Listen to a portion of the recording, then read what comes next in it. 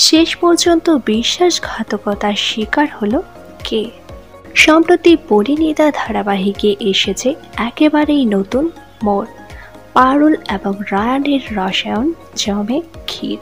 আস্তে আস্তে পারুলকে ভালোবাসতে শুরু করে দিয়েছে রায়ান, কিন্তু তাদের মাঝে বারবার চলে আসছে শিরিন।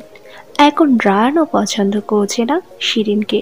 এখন শিরিনের হাত থেকে নিজেকে বাঁচাতে চায় রায়ান, কিন্তু অনেকেই বলছেন এতে নাকি শিরিনের সাথে বিশ্বাসঘাতকতা করছে রায়ান, কারণ রায়ানকে ছোটবেলা থেকেই ভালোবাসে শিরিন। কিন্তু এখন পারুলকে পেয়ে শিরিনের সাথে বিশ্বাসঘাতকতা করতে চাইছে রায়ান।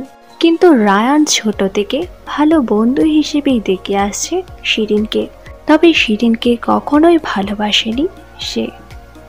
তাই এখন যদি সে শিরিনকে ছেড়ে দিয়ে পারুলের কাছে আসতে চায়, তাহলে সেটা কখনোই বিশ্বাসঘাতকতা হতে পারে না। ধারাবাহিকে শিরিন এবং রায়ানের সম্পর্ক নিয়ে আপনাদের কি বক্তব্য তা নিচে অবশ্যই কমেন্ট করে জানান।